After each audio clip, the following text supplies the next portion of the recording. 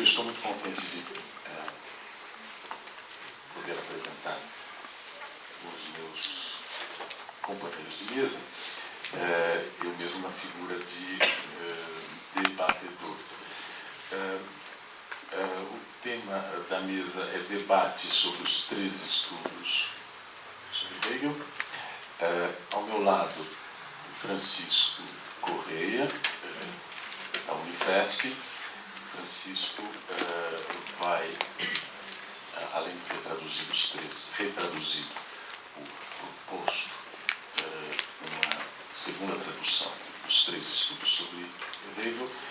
Hoje o Francisco vai falar sobre a crítica da linguagem de Hegel e parataxe em direção à dialética negativa.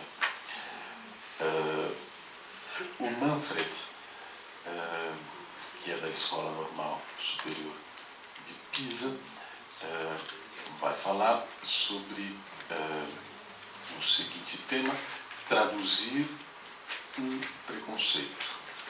2 edições italianas sobre Hegel. Em seguida, o Giovanni, que é da Universidade de Pisa, ele vai comparecer em alguns minutos para compor definitivamente a mesa. O Giovanni indicará o título de sua fala. Ficamos com um pequeno suspense. Eu posso passar a palavra imediatamente a vocês? E começamos porque o nosso tempo já está curto, né? Então, funcionando. Vou tentar ser bem breve aqui por causa do nosso tempo.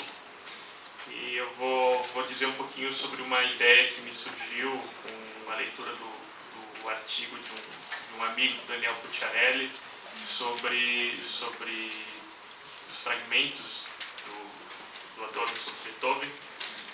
E eu vou, enfim, trata-se de uma pequena digressão a respeito. Eu vou iniciar aqui com o verso epígrafe de Scoteinus, que é o terceiro dos estudos sobre Hegel. O verso é Ich habe nichts als Rauschen. E é um verso do poema Pause do Rudolf Borchardt. Então, assim, como a gente poderia entender esse verso, como poderia traduzi-lo? Na minha visão, isso aqui passa por muitas questões sobre o pensamento de Adorno sobre a linguagem, que alguns ainda chamam de filosofia da linguagem em Adorno, mas eu prefiro evitar denominar assim para não incorrer em algumas polêmicas. A solução que pessoalmente me agrada é, em mim, não há nada senão murmúrio. Mas murmúrio não é a única solução possível para Rauschen. Essa palavra tem, tanto em alemão como em português, múltiplos significados. Em alemão pode ser um ruído indistinto, sem significado ou inteligibilidade, pode ser o som de vozes baixas e indistintas, pode ser burburinho, ruído de fundo, palavras sussurradas, sons da natureza, como o de um riacho ou da água corrente, como no caso dos poemas A Estrada e Murmúrio d'Água, do Manuel Bandeira. E o próprio Adorno usa essa mesma palavra para no ensaio sobre a ingenuidade épica, aludir à Odisseia, ao ruído das ondas do mar que arrebentam sobre as rochas. Essa mesma palavra, que é uma certa onomatopeia, ela é também o farfalhar de folhas ao vento.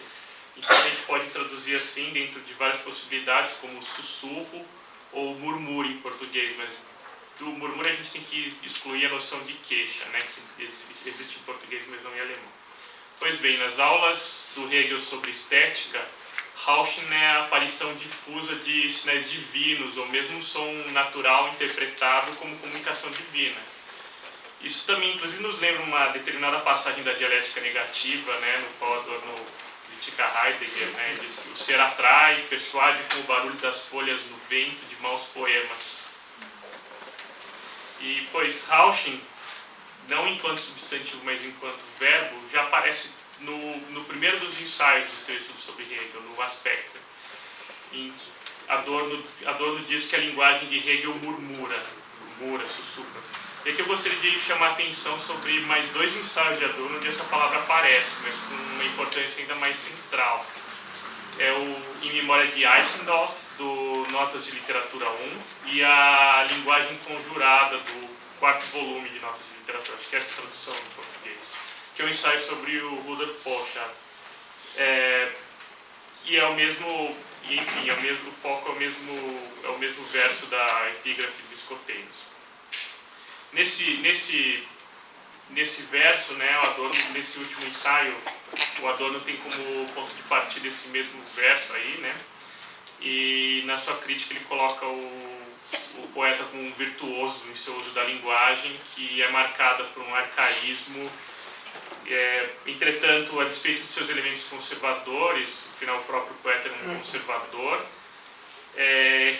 a linguagem dele é representativa da resistência à decadência da linguagem empreendida pela sociedade burguesa em decorrência do princípio de troca, que é o que governa essa sociedade, e da necessidade de comunicabilidade da linguagem, que é atrelada a esse princípio. Essa crítica do uso da linguagem na sociedade moderna, como eu devo falar passagem ainda muito breve, ela está presente no Adorno desde os escritos de sua juventude até suas obras mais tardias. No ensaio sobre Borchardt, o Adorno ele tem como no ensaio sobre Eichendorff, ele emprega esse mesmo termo Rauschen para mostrar a proximidade desse outro poeta com a música e o momento mimético carnal, vívido. E é possível entender a linguagem que murmura do Hegel também sobre esse aspecto. E também, de acordo com o Giovanni, que estará aqui em breve na mesa, também define uma linguagem, o Rauschen define uma linguagem que escapa a uma completa determinação por parte do sujeito e ao mesmo tempo incorpora o objeto externo à língua, isto é, ele realiza um movimento duplo no qual, ao alienar o sujeito do objeto, realiza a sublimação do objeto na linguagem, espírito. Então aproveito esse pequeno gancho com a música, né, do momento carnal da música, para lembrar uma frase do Adorno que não está nos Gesamtschriften, mas nos fragmentos daquilo que viria a ser a obra do Adorno sobre Beethoven, né, a filosofia da música, e que Adorno não terminou, né? E um desses fragmentos em tradução livre, vou colocar aqui, o Adorno diz que de modo similar a existir apenas Hegel na filosofia, não há nada na música ocidental além de Beethoven.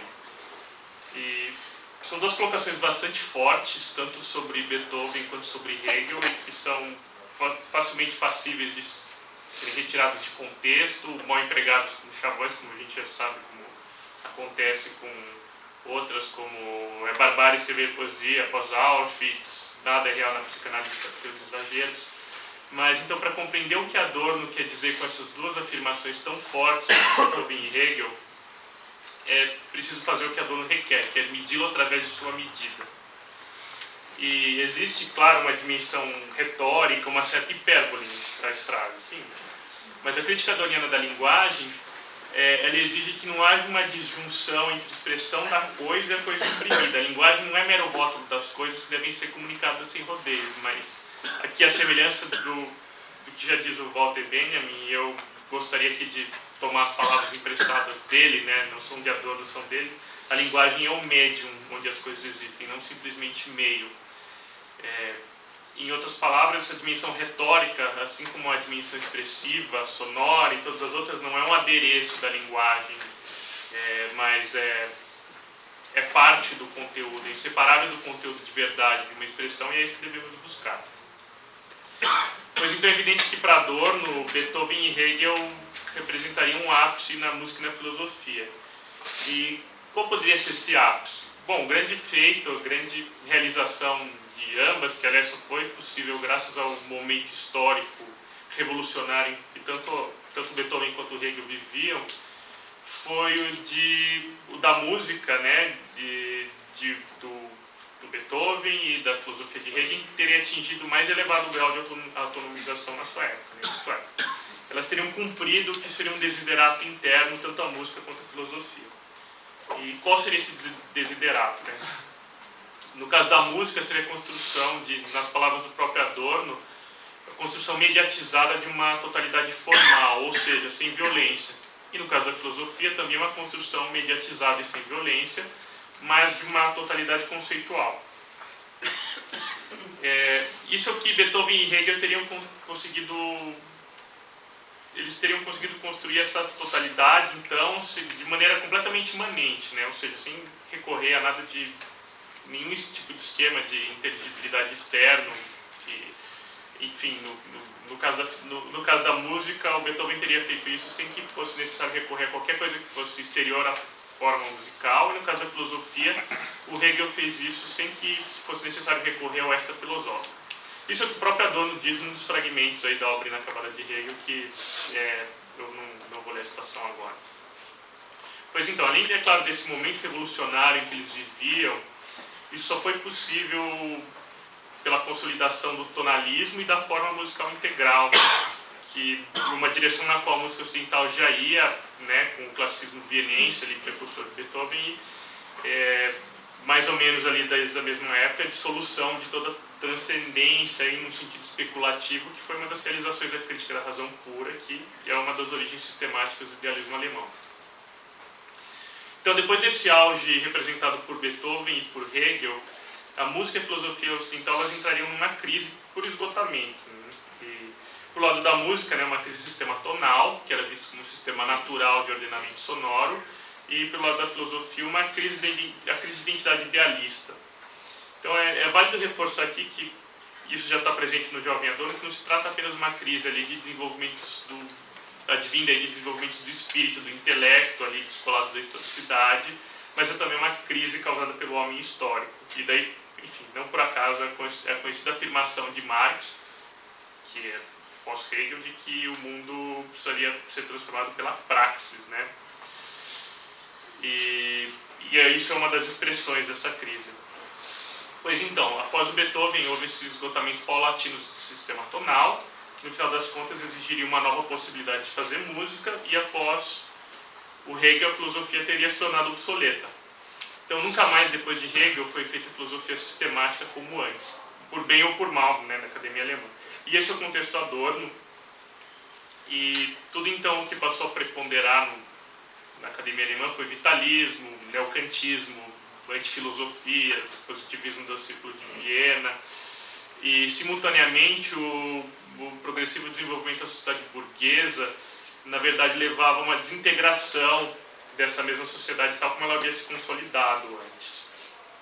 Então, em outras palavras, a filosofia teria perdido o instante de sua realização e se tornado obsoleta. E tal como na música, o idioma da filosofia, a linguagem, né, da filosofia também estaria obsoleta. Então, um projeto de uma nova filosofia também requer uma nova linguagem, uma linguagem que seja capaz de dar conta de pensar a modernidade tardia, de dar conta novo em sua novidade também. E essa nova filosofia, eu não gostei de estragar a surpresa, né, mas falar agora, foi aquilo que se concretizou como a dialética negativa, né, que nas palavras do Adorno é uma filosofia e uma antifilosofia ao mesmo tempo. Uma antifilosofia porque ela de fato admite esse colapso do idealismo e junto disso o fim da pretensão sistemática à tonalidade, por isso ela é uma negativa, né, e por isso ela é antissistema, e ela buscará por dentro dissolver todo o sistema filosófico e toda a filosofia da imanência. Por outro lado, a dialética negativa afirma que a filosofia só é possível de ser realizada visando a totalidade radical e a imanência radical. Por isso, a dialética negativa é um antissistema que, entretanto, permanece fiel à vocação clássica da filosofia e ao ideal totalizante expresso pela filosofia hegeliana. Então, nas palavras do próprio Adorno, atrelada como ponto de partida as categorias mais elevadas da identidade. Esse ímpeto antissistemático da dialética negativa já era encontrado no jovem Adorno e necessariamente atrelado a questões da linguagem. Ele é questão importante, por exemplo, no Atualidade da Filosofia, que foi palestra inaugural do Adorno como conferencista externo em 1930 em Frankfurt. Um texto que vai lidar então com essa crise da filosofia, que, como eu já disse, não é apenas uma crise do pensamento, uma crise sobretudo do idealismo alemão, mas também uma crise de um mundo que se encontra cada vez mais complexo e mais fragmentado. E como eu já disse aqui anteriormente, emprestando as palavras do Benjamin, a linguagem é um médium e não um meio do pensamento. O pensamento não se dá através da linguagem, mas na linguagem. E aqui, enfim, valendo para o Adorno também, as devidas mediações. E isso já está também presente em outros textos da juventude do Adorno, como o texto sobre a linguagem do filósofo, também dos anos 30. E quem pensa e emprega a linguagem para tal é um sujeito que está localizado, né, historicamente no tempo e espaço. A linguagem não está separada desse sujeito, ela também está atrelada ao tempo e espaço. E essas críticas tornam-se motivos importantes do Adorno e permeiam textos como Ensaio como Forma e os três estudos sobre Hegel. Então vou elencar aqui 3 aspectos dessa crítica de maneira muito condensada, né, muito grosseira até para prosseguir. Os aspectos que eu gostaria de levar aqui em conta seriam, então, a crítica à necessidade de clareza que Adorno faz, clareza e distinção, que é uma das defesas que o Adorno faz de Hegel nos 3 estudos, que é a de que não se pode exigir clareza e distinção o tempo todo, quando na verdade os objetos muitas vezes têm que ser mutilados para que sejam apresentados de forma clara e distinta. Uma crítica também aí à necessidade de comunicabilidade, que é atrelada a essa crítica à obrigação da clareza e distinção, que obedece o princípio burguês de troca. E Adorno diz que no último dos seus estudos, nos escoteinos, que é lógico que a linguagem e a comunicação elas estão necessariamente imbricadas, senão a linguagem se degenera em mero balbucio e confusão e deixa de ser linguagem. E a crítica, mais uma vez, deve levar em conta a historicidade da linguagem. Tudo que é fácil de entender o é em determinado contexto, em determinado nexo temporal e espacial. Então, na modernidade tardia, o que é considerado fácil de entender é o que está disponível como mercadoria pronta e acabada para troca, aquilo com o qual não se perde tempo para explicar ou entender. E que, para isso, tem que se despojar de tudo que é considerado resíduo não objetivo, como a dimensão estética, como a expressiva, a sonora. O último ponto é a ideia de que só obra de arte consegue realmente unir a palavra e a coisa. Então, a linguagem do filósofo, ela também, de certa maneira, tem que visar o estético, em oposição aí ao anestético. Se ela quiser realmente visar o todo. E a linguagem, assim, vai apresentar suas afinidades com a literatura, com a poesia, com a música. E essa linguagem se articula também no silêncio, como na música, né? E vale reforçar novamente que ela tem esse aspecto também corpóreo, sensual, sensorial, tal como a música, né? O murmurar. E essa linguagem, sobretudo, deve dar conta de preservar o não idêntico. E esse é o ponto fundamental. E é na direção dele que a gente vai agora, né? Isso é elaborado nos textos sobre Hegel, mas meu foco aqui vai ser em um texto anterior a ele, mas que é filogeneticamente próximo. Então, como é sabido, os 3 estudos nasceram de conferências sobre Hegel que Adorno deu na Universidade Livre de Berlim nos anos 50, e também mais ou menos nesse período ele escreveu muito do conteúdo das obras de literatura, como por exemplo Ensaio como Forma. E os próprios 3 estudos apresentam não apenas assim, paralelos e similaridades com esses textos, mas em muitas passagens são parecidas ou mesmo idênticas. E essa repetição, como eu ainda vou esclarecer, ela não é uma mera questão filogenética, mas ela é uma característica da filosofia de Adorno. Vou falar ainda adiante. Enfim, o ponto agora é o seguinte. Nós já conhecemos então o ensaio como forma, que é quase que um manifesto aí da forma de escrita e da linguagem, né, que Adorno almeja o seu projeto filosófico. E a ideia aqui então é seguir por uma rota um pouco menos conhecida, menos explorada, que é o engajamento que Adorno tem com o Hölderlin. E a hipótese é a de que Adorno enxerga no ensaio Parataxis, né, sobre a lírica tardia de Hölderlin, ele enxergaria ali na escrita do poeta alemão aspectos importantíssimos, particularmente a Parataxis, para a escrita filosófica. Então, a parataxis ela é empregada por Hegel também, ela representaria uma possibilidade de preservar o não idêntico na linguagem. O que Adorno critica Hegel dizendo que ele, afinal, ele falha, de certa maneira, nisso, né?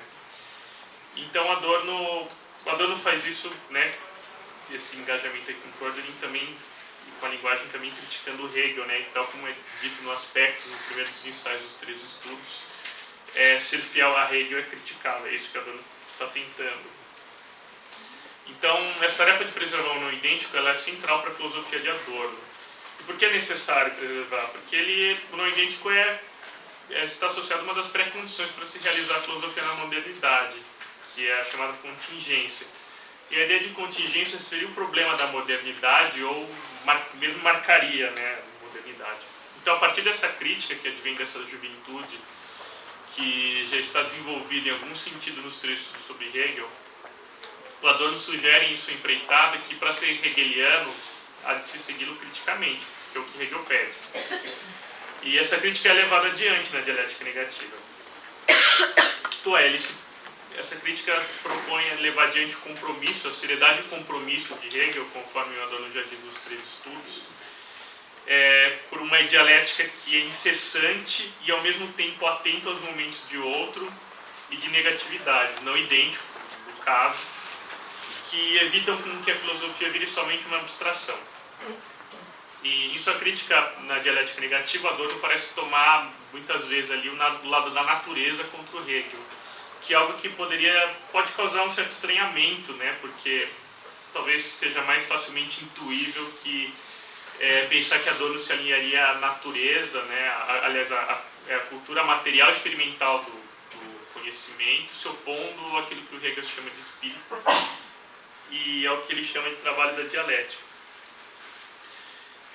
Pois, então, para Adorno, a possibilidade de pensamento dialético tem que ser pensada não somente junto de Hegel, mas às vezes contra ele. Então, a questão é que Hegel, por conta do espírito do mundo, aí, a guisa de reimaginar a natureza com um modo mais elevado de entendimento, ele realizaria aquilo que é chamado de Aufhebung. E essa fé excessiva no espírito do mundo impediria a realização plena do projeto dialético. Então, a razão disso é que Hegel entenderia a natureza como o domínio da contingência. Enquanto tal, a natureza então ameaçaria a autonomia de razão e de espírito. E há quem diga que o Adorno está brincando de Schelling aí, né? A contingência é ali o domínio do inesperado, né, do imprevisível, do que foge à regra. E a natureza, então, que é o domínio do contingente, seria, por isso, para Hegel, instável, pouco confiável, por isso necessitaria da supervisão do espírito. Uma supervisão que seria tão vasta que mais seria quase uma obliteração da natureza.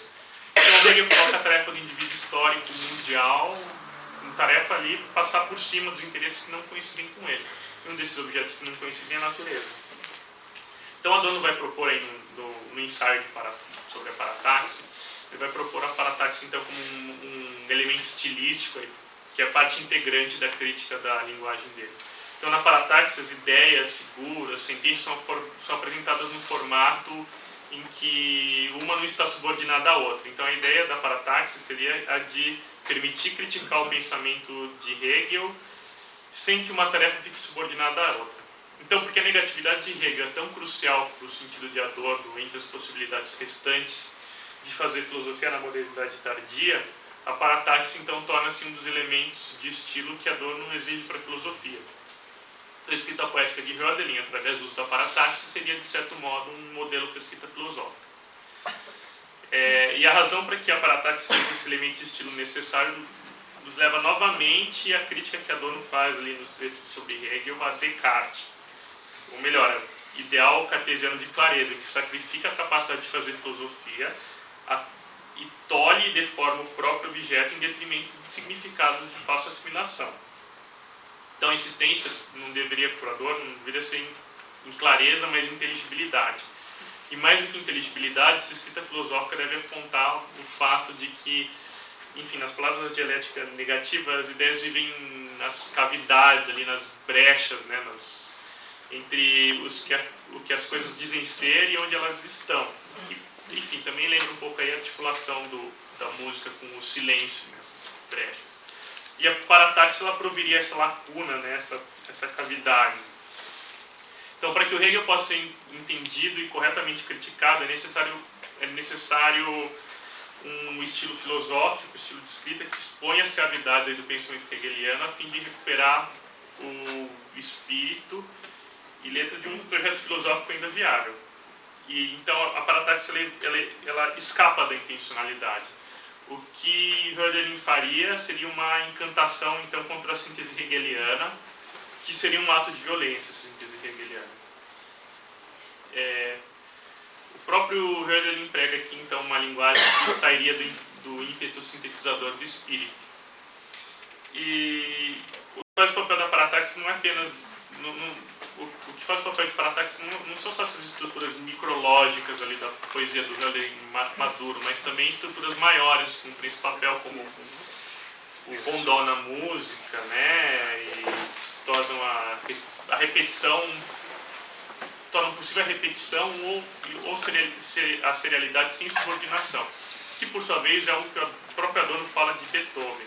E não é à toa que nesse mesmo ensaio sobre parataxe o Adorno também fale brevemente sobre Beethoven.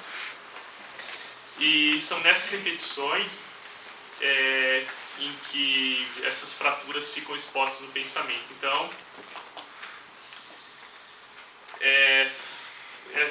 a dialética do Hegel, né, que essa dialética que faz uso de uma linguagem sintetizada de espírito, ela seria irreconciliável com essa outra dialética, né, que o Adorno está visando, porque o Hegel tenta submeter a coisa, o assunto, ao conceito, enquanto que o verdadeiro trabalho da dialética seria de fazer com que o irreconciliado, não idêntico, resista em ser engolido pelo pensamento.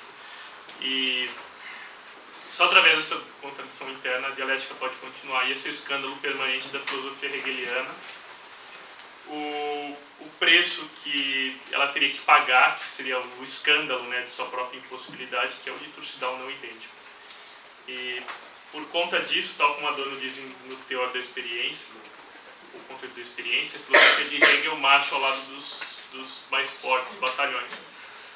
E o tempo está curto aqui, mas eu queria apenas terminar exemplificando, falando um pouco sobre a linguagem do Adorno e como ele emprega então temas, tal como ele diz sobre a música de Beethoven, né, que temas que se repetem sem essa subordinação e como a ideia, por exemplo, que ele usa nos textos sobre Hegel é um motivo, né, um motivo até no sentido musical, que ele usa do exilado, do imigrante, né, quando está aprendendo uma língua nova.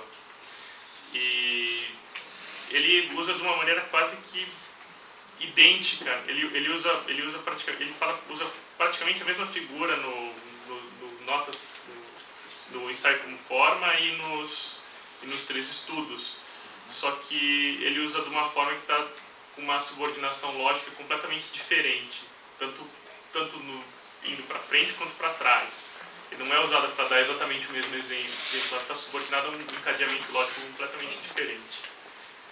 E eu vou encerrar por aqui por causa do tempo. Obrigado pela atenção.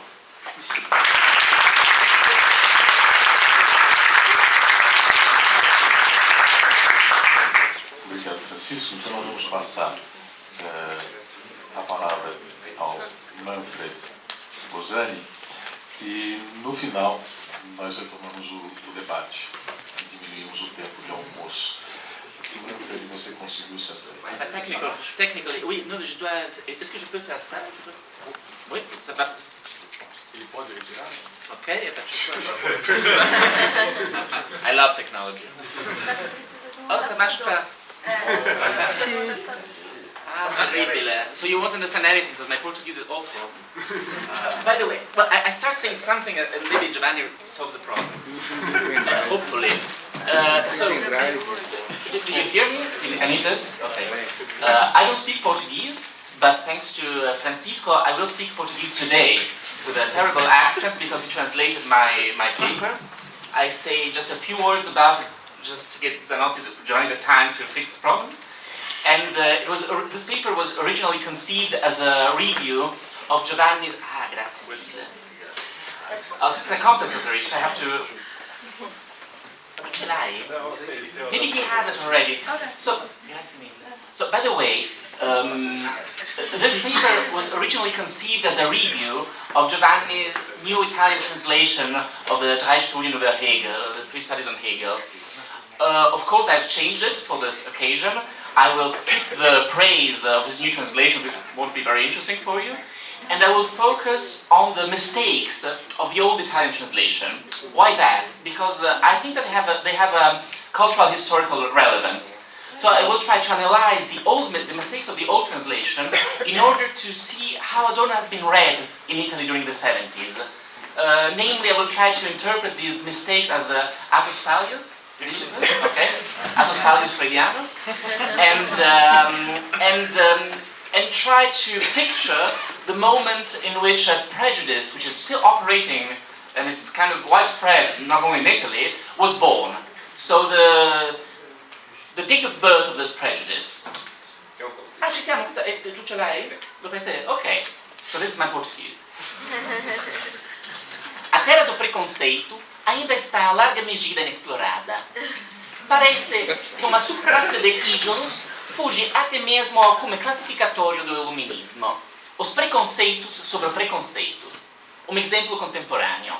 Cito. Como se diz cito? Cito. Já se foi meio século desde que Adorno escreveu essas reflexões sobre a vida danificada, que agora, com todas as indigestões e forçação ideológica dos anos 70, já é deixada para trás, poter ser consideradas em sua própria perspectiva o último clássico alemão. Fine citazione.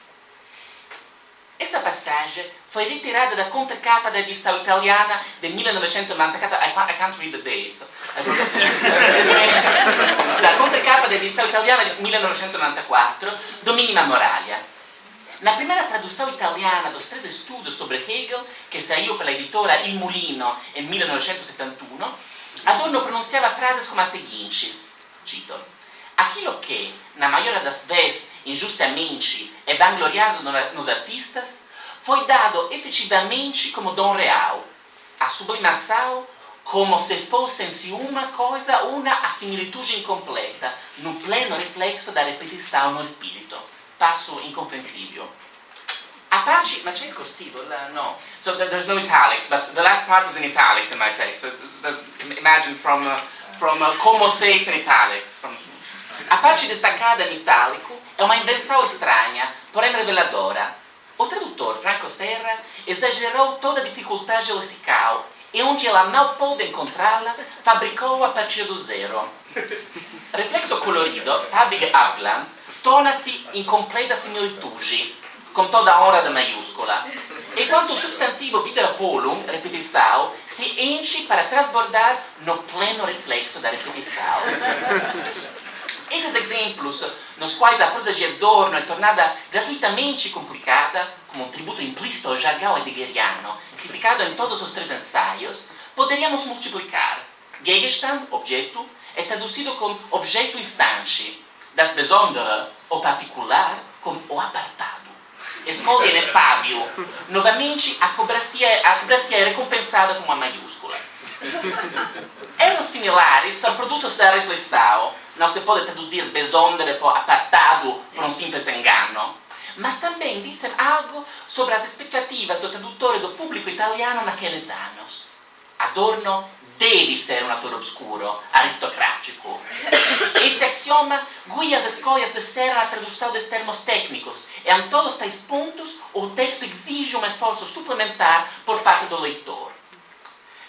Mas o caso torna-se interessante somente quando passamos do baroquismos metafísicos para os descuidos mais banais. Cito ancora: o real pode valer como racional somente enquanto não pervade a ideia da liberdade. O não é uma adição do tradutor. Não male. Página 102. A sociedade torna-se totalidade não como um todo histórico, mas somente graças às suas contradições. A original fala de Geschlecht des Ganzes, que é um todo acabado.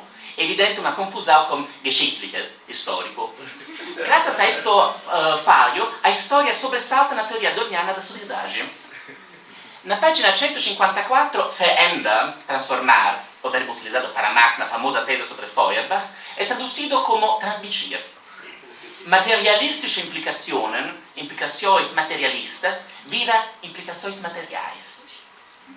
Essa obra de censura inconsciente, interpreta os últimos exemplos como atos falhos freudianos, embora a possibilidade de uma sabotagem intencional não possa ser descartada, ocorreu nos anos 70, é vero, não? Ocorreu nos anos 70, no ápice da embriaguez ideológica e da instrumentalização de grandes textos filosóficos. Avancemos uma hipótese. O mito de um Adorno publicizado serve para esconder o fato que o verdadeiro preconceito, onde um Adorno apolítico, já dura meio século. Mas vamos olhar mais de perto o nosso exemplo. So now I will try to explain how this prejudice was born. No? Na contracapa de Minima Moraglia, 2003, retoma de maneira livre o ensaio introduttorio di Leonardo Ceppa, um estudioso italiano próximo a Habermas, onde a referência ao uso tático do pensamento de Adorno está certamente mais detalhado. Ela se refere, nota, ao ensaio de um certo Pasqualotto, mas tão inteiramente privado de ambiguidade. Em uma famosa entrevista à revista Der Spiegel, 5 de maio de 1969, here I have the spelling here, Adorno se dizia preocupado como o primado da tática que caracterizava, tal como ele dizia, a atitude do movimento estudantil contra ele. Meus amigos e eu sentimos ser simples objetos no interior de planos cuidadosamente calculados. Fine citazione. A entrevista inteira gira em torno da relação entre teoria crítica e contestação. O famoso telefonema à polícia foi em janeiro do mesmo ano. Ceppa allude a que la deixa, mas faz no contexto de uma resenha literária sobre Adorno. É evidente que as duas situações são incomensuráveis. Um episódio específico na história do Instituto de Pesquisa Social, o conflito entre seu diretor e alguns estudantes francofortianos, deve ser utilizado, assim, instrumentalmente, para descrever o destino da obra de Adorno na Itália. Em uma entrevista à revista Der Spiegel, Adorno repete uma frase que já havia pronunciado durante um programa televisivo. Cito: "Coloquei de pé um modelo teórico, mas não poderia imaginar que as pessoas gostariam de implementá-lo através de cocktails Molotov." Na Itália, ninguém jamais atirou uma bomba em nome de Adorno. Todavia, é necessário chamar a atenção para a data na qual Ceppa publica sua introdução, 1979. Um ano depois do presidente da Democracia Cristã, Aldo Moro, ser sequestrado e, enfim, assassinado pelas Brigadas Vermelhas, Brigate Rosse, um grupo terrorista de extrema esquerda. Estávamos no auge dos chamados Anos de Chumbo, no ponto mais crítico da história republicana italiana.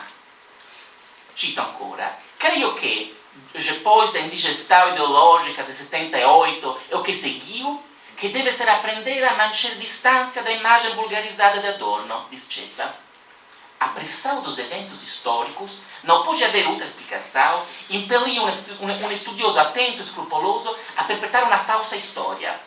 A imagem vulgarizada de Adorno, depois de 78 em Itália, é de um pensador quietista, que não oferece aberturas para a ação política. Isso era quem pensavam tanto os intelectuais próximos ao Partido Comunista Italiano, quanto, convergência inédita, os teóricos da esquerda extraparlamentar próximos ao movimento estudantil. Tal como para Serra, que havia interiorizado a crítica que veio da esquerda, Adorno deve ser um pensador apolítico, assim para Ceppa ele deve ser politicizado. O melhor, e eis o preconceito sobre o preconceito, deve ter sido. Em Ceppa, as idiosincrasias de Serra tornam-se uma tarefa de crítica. Here's a very nice passage for Giovanni. I'm not able to read it, but I'll do that. Okay. Se hoje o Adorno clássico se engaja em implicações materialistas, se sublinha o momento histórico das contradições sociais, se não se limita a constatar o valor metafísico da tese hegeliana da identidade do racional e real, mas a raiz do conceito intrinsecamente político da liberdade substancial, se em suma, esses três estudos sobre Hegel, 40 anos após a primeira tradução, voltam a falar, entre outras coisas, de materialismo histórico, devemos isto a Giovanni Zanotti. So I'll skip the part. I won't talk about this. And let's talk about the three studies. O primeiro ensaio. So what I will do now is just offer some elements for the discussion. So I finished the part on the prejudice now. Now I'm just giving some hints about the three essays after having read them again in the new translation. O primeiro ensaio, Aspectos, abre com a denúncia de uma impudente pretensão. Adorno pronuncia o seu discurso por ocasião de celebrações pelo aniversário de 125 anos da morte de Hegel. Cito: "Quem possui a discutível felicidade de viver depois, e por profissão se ocupa como aquele do qual deve falar, poderia por isso assinalar soberanamente ao morto o seu lugar, assim, in certo sentido, colocando-se acima dele." Fine citazione. Esta frase, na qual faziam intuir a lição de Nietzsche, revela a difícil tarefa que se atribuiu ao autor dos Três Estudos: salvar Hegel sem remover o escândalo de sua não atualidade. A tese de Adorno é conhecida. A esquerda hegeliana desenvolveu de modo coerente as premissas da filosofia dialética. O espírito deve transformar-se na realidade, praxis transformadora. Mas o fracasso da revolução no Ocidente, um conceito cheio de implicações metafísicas na teoria de Adorno, terminou por jogar uma sombra ao primado da praxis. A intenção do todo, lese-se no prefácio aos Três Estudos, é preparar um conceito modificado de dialética. Fine citazione. 3 anos depois, surge a dialética negativa. A mudança adorniana deve ser interpretada à luz da 11ª tese sobre Feuerbach, da qual ela quer ser Aufhebung. E aqui vem a negatividade. Por quê? Se a negação determinada de Marx, por sua vez negação do idealismo, devesse ser levada adiante segundo os critérios do pensamento dialético tradicional, então sua superação terminaria automaticamente por restaurar o idealismo, a teoria como positivo. O verdadeiro é o todo da sociedade reconciliada, que entretanto ainda não existe. Os Três Estudos oferecem um mapa do caminho tortuoso que, a partir de tais premissas, Adorno percorreu na filosofia de Hegel. Não faltam surpresas. Primeiramente, pois Adorno lê Hegel através de Marx, o que encontrar em Marx a verdade de Hegel, as consequências da mudança da dialética materialista recaem sobre aquela idealista. Como o velho Scrooge em um conto de Natal, a dialética hegeliana tem de prestar conta sobre os fantasmas de Kant e Fichte. Estes, por colocá-la à prova, transportam-na em viagem na teoria do conhecimento. E a Erkenntnistheorie é uma expressão a que ele recorre numa notável quantidade de vezes. E tal como o protagonista do conto de Dickens, mesmo a Hegel, juntamente do passado, vem mostrado o futuro. Encontra os filósofos da Gestalt, os positivistas lógicos, Husserl e Heidegger.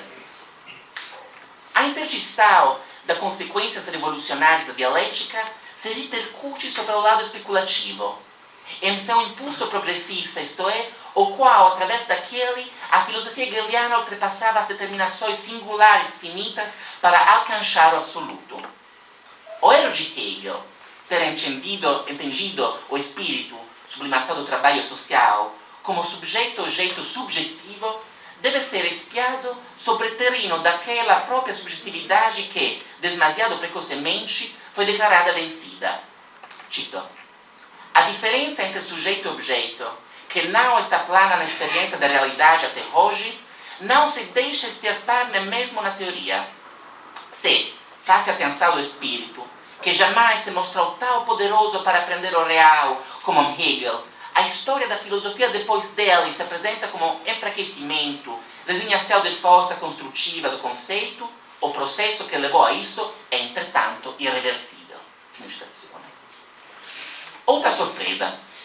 A inserção de Hegel no âmbito de um debate estritamente gnoseológico, o escrúpulo impecável como aquele Adorno incita contra si próprio, no meio de um de seus argumentos mais clássicos, um advogado do diabo, traduzir o conceito hegeliano de espírito em trabalho social levanta a suspeita de sociologismo, e ainda a importância que, no último ensaio, vem a assumir a filosofia da linguagem, tudo isso pode servir para recordar quem foi o mestre de Habermas.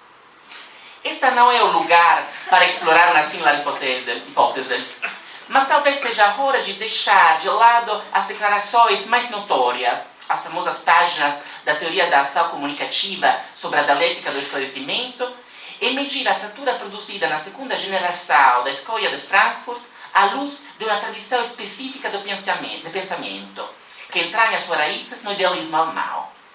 Penso que nas páginas de conhecimento e interesse dedicadas à crítica hegeliana da dedução transcendental, onde o alvo principal torna-se, por fim, a identificação sociológica da síntese a priori com trabalho.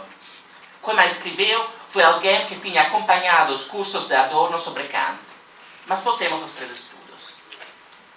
Ao nos penso. Quem fim teve a política? A 11ª tese sobre Feuerbach está adiada até nova ordem. E Hegel foi repelido na gaiola de ferro da crítica kantiana. Tentemos explicar essa estranha disposição do arsenal crítico sem recorrer, desta vez, a palavras como pessimismo e resignação. Junto de sua famosa tese sobre o adiamento da praxis, a filosofia que um dia pareceu ultrapassada, mantém-se viva porque se perdeu o instante de sua realização, a teoria de Adorno elabora um dado mais prosaico, porém não menos importante. O marxismo europeu legou a seus filhos, junto da derrota política, uma dívida teórica. Tentativas de integrar o materialismo histórico em um quadro filosófico mais amplo, desde Cauchy, do Lukács, da história com ciência de classe, foram acusadas de heterodoxia. Muitos se satisfaziam em deduzir o caráter científico das doutrinas mais cruas do grau de universalidade das reivindicações do proletariado, argumento que Marx haveria estigmatizado com simples frases. Enquanto na esquerda se anunciava a superação da teoria na praxis, na direita a ciência e a filosofia burguesa faziam progressos. A estratégia de Adorno é a de cortar todas as pontes que ligam o pensamento à ação. Necessita-se descobrir a falha, o nesso extrínseco que se instalou na dialética materialista. Mas tal estratégia obedece também a um desenho incendiário. Adorno diminui a carga explosiva da filosofia hegeliana para que esta entre na pasta de um professor universitário. Nenhum filósofo marxista, nem Lukács, nem Althusser, nenhum outro conseguiu penetrar na citadela da filosofia acadêmica do século XX a partir de dentro, por assim dizer, possuindo as chaves. E isso explica a estranha sensação que atinge todo leitor de Adorno. Em seus livros, quanto mais se distancia da reflexão estritamente política, quanto mais se mergulha nos meandros da teoria do conhecimento e da metafísica, tão mais potentes e inexoráveis se fazem as implicações políticas da teoria. É a difícil arte da negação determinada. Deixemos para o leitor dos 3 estudos julgar se uma similar empreitada teve sucesso mesmo com Hegel. O que é certo é que, depois de 40 anos, o cão morto Adorno fala novamente. Graças a Giovanni Zanotti fala italiano. Grazie.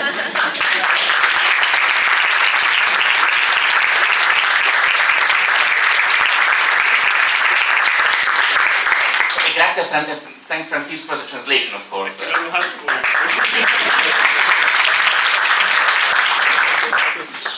Porque o Hegel falou português com dicção do Francisco.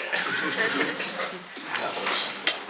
Pois bem, vamos passar a palavra a Giovanni Zanotti, com quem o Hegel tornou a falar em italiano, foi pela primeira vez. Giovanni. Obrigado. Eu tenho muitas pessoas para agradecer aos organizadores do colóquio, ao professor Silvio Rosa, que teve a ideia dessa mesa, e Manfred pelas suas palavras. E eu também agradeço ao Francisco, porque Francisco traduziu também o meu escrito. Então, Francisco é o responsável da existência dessa mesa, ou do fato que essa mesa pode ser em português. Eu peço desculpa, eu vou tentar falar português, peço desculpa pelo meu português muito elementar. Se tiver perguntas no debate, vou tentar responder em português, e se não conseguir, vou fazer outra coisa. Eu vou dar uma leitura da relação entre Adorno e Hegel a partir dos 3 estudos sobre Hegel. A dialética negativa está concebida como um exercício, uma tentativa. A filosofia que por trás das linhas do pensamento discursivo dobra-se sobre a análise da natureza paga pelo poder de evocação da própria tentativa o preço da renúncia ao objetivo da consciência teórica. A suspeita nos confrontos da ideologia torna-se total. Esta não se volta somente contra a função irracional dos ideais burgueses, mas também contra o próprio potencial de racionalidade da cultura burguesa.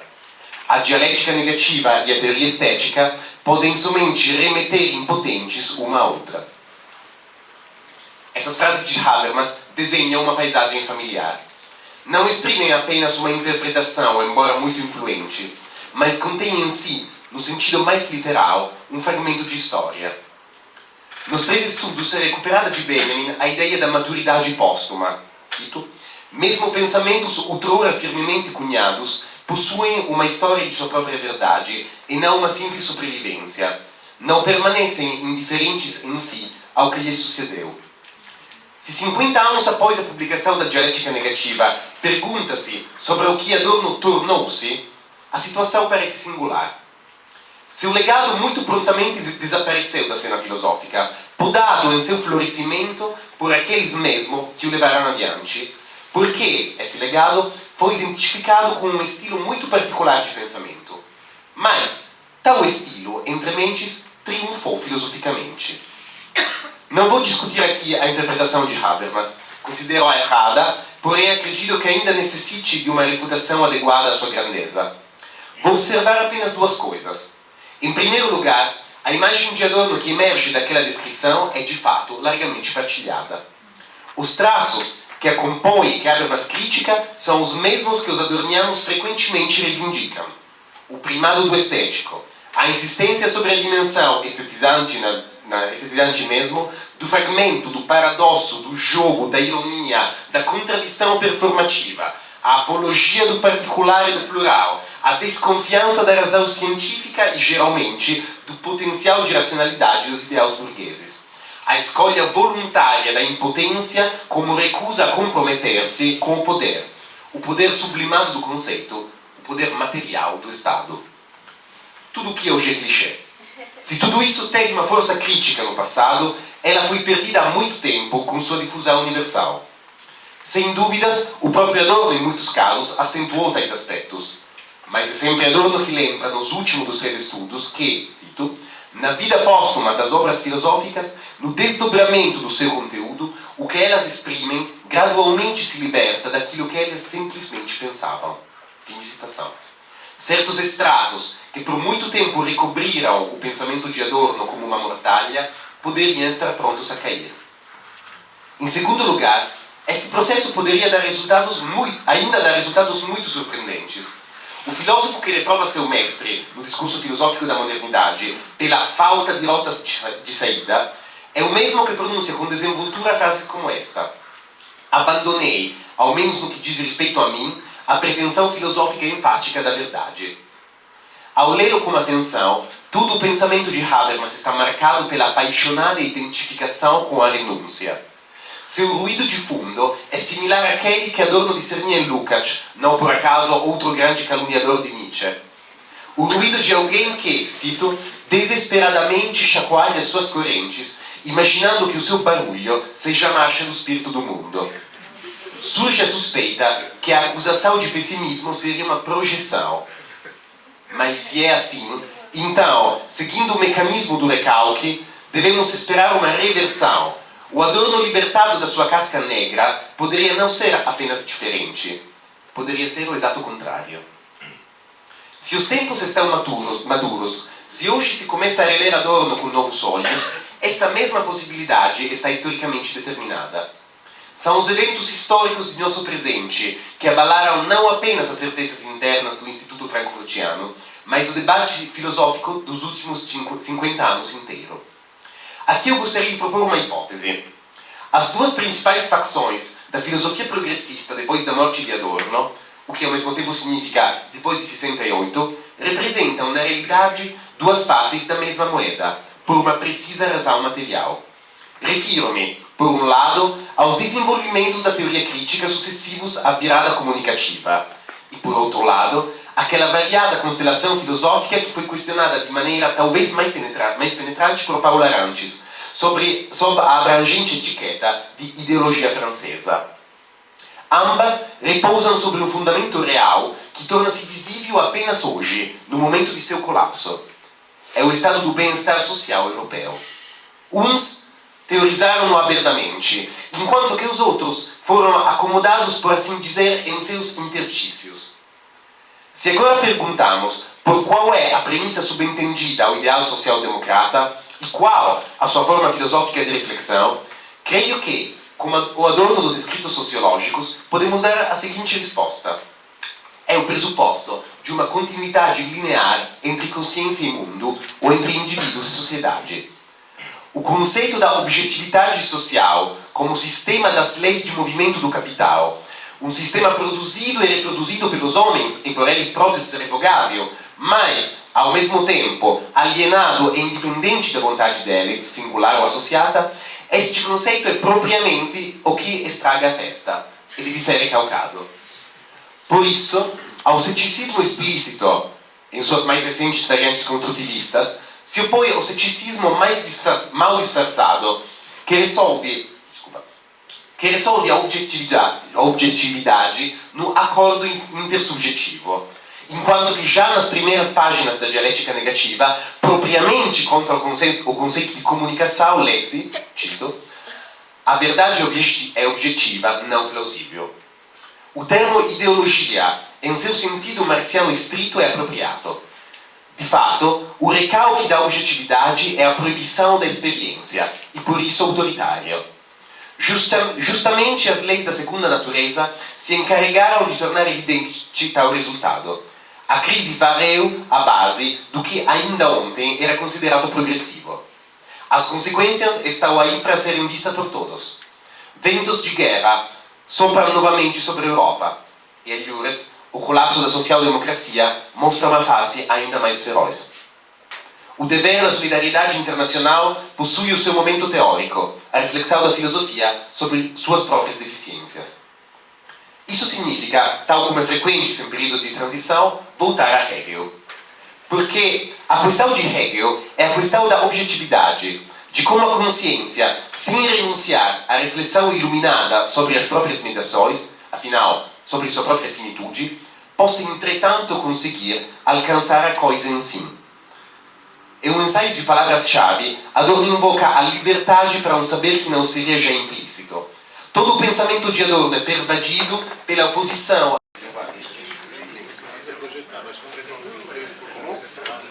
Sim, mas não é que não tenho o texto para ler ainda. Não, ele tá ligando no computador. Aparece, sim. Sim. Como a gente tá pendente desse negócio, o raciocínio também... O raciocínio também não era muito fácil. Vou recomeçar aqui. Sim, o fato que o pensamento de Adorno é pervadido pela oposição entre, de um lado, a reduplicação tautológica do sujeito e, de outro lado, o não idêntico, o novo, que é o elemento material, coisal. É o objeto que está em si e fala a partir de si. Está na consciência, mas não se limita a esta. Leibhaftig, auswendig, rauschen, spirituell allein, das volle Leben noch einmal. No grandioso final do primeiro dos três estudos, o estilo se tensiona até o espasmódico e os termos se multiplicam na tentativa de circunscrever juntos essa mesma ideia fundamental do em carne e osso. Esta é atribuída a Hegel, que como ninguém antes dele haveria atingido a sublimação. Em Adorno, esse termo de sublimação conserva o significado freudiano, espiritualização do impulso material, e designa ao mesmo tempo o movimento oposto, a alienação completa no objeto, o fazer-se corpo do próprio espírito. Novamente, neste pathos da objetividade, há o eco de Benjamin. É seu, em particular, o esquema pelo qual a intenção subjetiva transcende a si própria a partir de dentro, não obstante, mas propriamente em virtude do seu máximo esforço, até apagar no não intencional, na coisa. O verbo erlöschen, apagar, usado repetidamente nos três estudos, já aparece no ensaio de Benjamin sobre a tradução. A contribuição específica de Adorno foi ter entendido que esse mesmo movimento já pertencia à dialética hegeliana. Em Hegel há a autorreflexão da consciência, herança da crítica hegeliana, e há o que Adorno chama de o sonho da verdade da coisa em si. Como ele diz nas lições Introdução à Dialética, Hegel faz plena justiça simultaneamente ao momento de verdade tanto do racionalismo como do irracionalismo. Ao longo dos 3 estudos, Adorno se movimenta entre esses 2 polos e se poderia quase dizer que o gesto peculiar do seu pensamento, em geral, consiste proprio no fato de que ambos os momentos, do racionalismo e do irracionalismo, são mantidos até o final, em seu pleno direito respectivo. É interessante que um dos termos preferidos de Habermas, e ainda mais por seus seguidores, aparece muito raramente em Adorno, o adjetivo paradoxal. O motivo é óbvio. O paradoxo, que é um conceito do existencialismo, é a contradição sem a dialética. Como diz Adorno no segundo estudo, a dialética é o paradoxo desenvolvido, dominado. Na interpretação que pretendeu liquidar a dialética negativa, o grande ausente é nada menos do que a dialética. Habermas não perde tempo perguntando-se como seria possível que, em Adorno, o filósofo da identidade por excelência, Hegel, torna-se no padroeiro de uma filosofia da não-identidade. Porém, é justamente com esta surpreendente tese historiográfica abrem seus 3 estudos. A tese é a seguinte: o idealista Hegel é ao mesmo tempo o primeiro materialista e, em um certo sentido, também o último, ao menos entre os filósofos no sentido estrito. Adorno não reivindica a atualidade de Hegel, mas sua novidade. O excesso da dialética diz respeito à totalidade do pensamento sucessivo. A tentativa declarada dos 3 estudos é, cito, traduzir em uma possível experiência presente o essencial daquilo que Hegel entendeu, aquilo que viu no mundo. Se perguntarmos, portanto, sobre o que Adorno viu em Hegel, creio que a melhor resposta se encontra em uma das passagens mais belas dos 3 estudos. O filósofo que Rael Hegel definiu como a fórmula atmosfera tétrica e sem saída, düster ausweglose Stimmung, é o mesmo que, no segundo estudo, escreve essas palavras. Vou citar.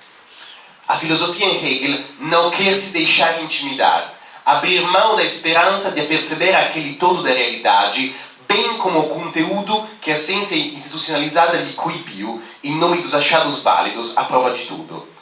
Hegel percebeu o caráter regressivo e brutal da humildade kantiana, sublevando-se contra a conhecida sentença na qual o esclarecimento de Kant se congraça com o oscurantismo, citação da Crítica da Razão Pura.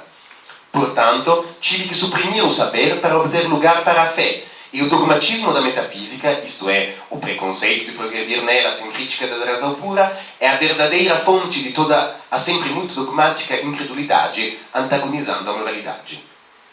A antítese de Hegel, aqui é Adorno que está falando, a antítese de Hegel diz o seguinte, citação da enciclopedia de Hegel: a essência fechada do universo não possui nenhuma força em si que pudesse fornecer resistência à coragem do conhecimento.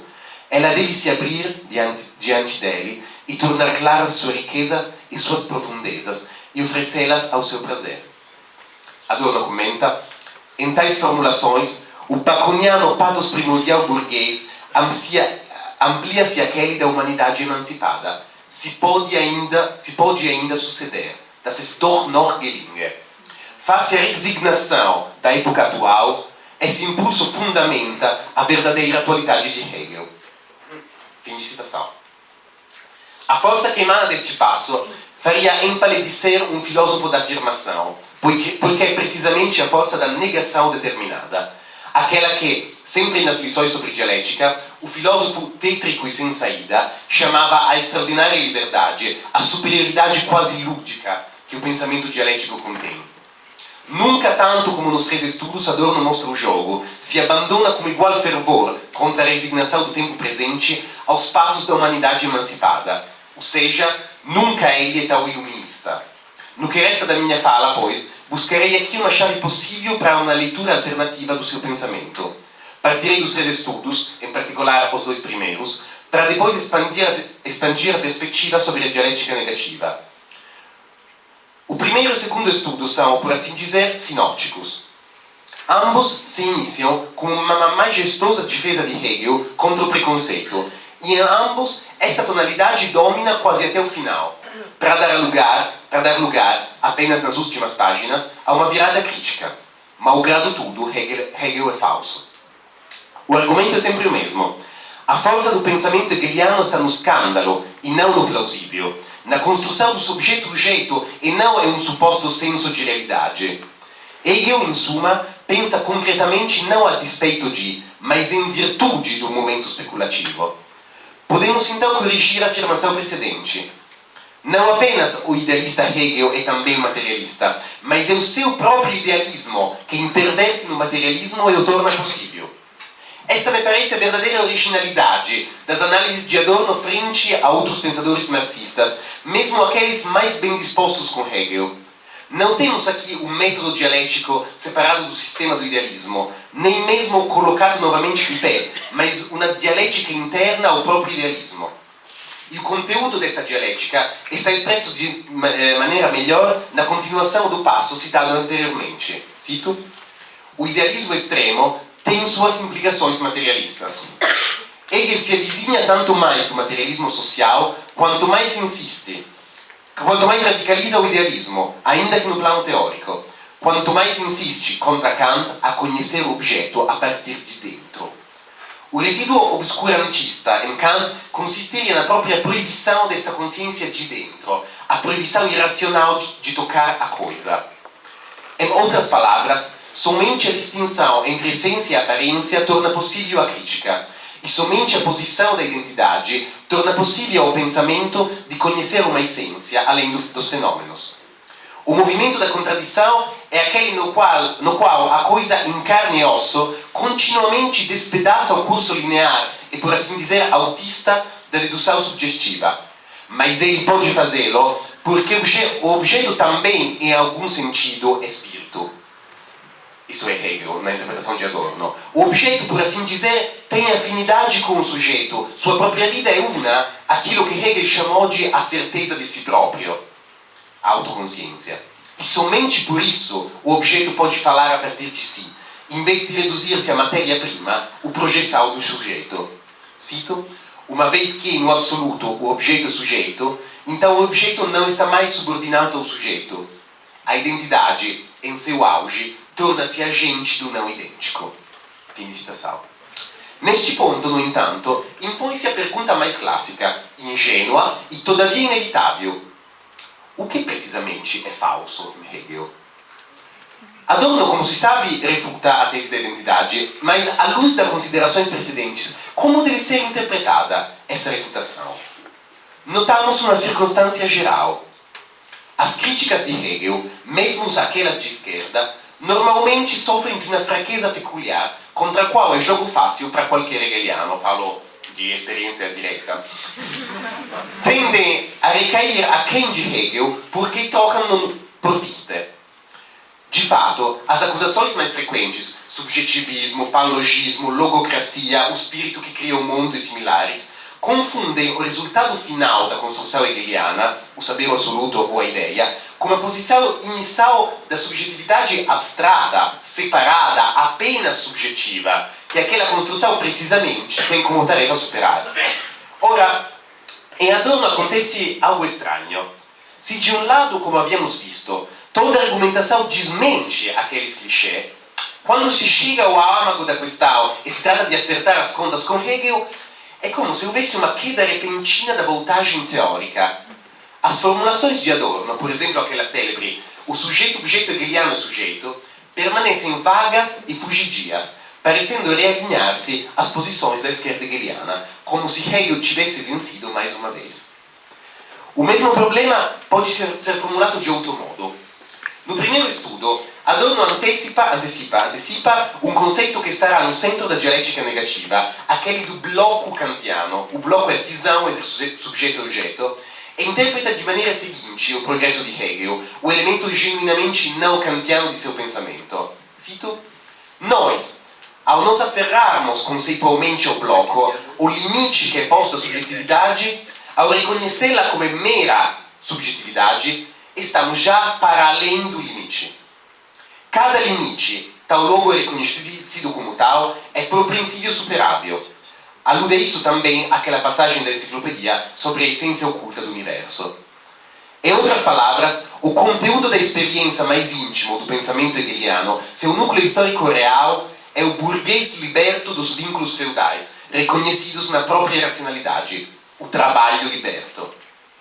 Bem, se é para dar certo a refutação de Hegel, deve-se usar suas próprias armas. Deve-se mostrar que a fome hegeliana da objetividade não é muito temerária, mas muito pouca.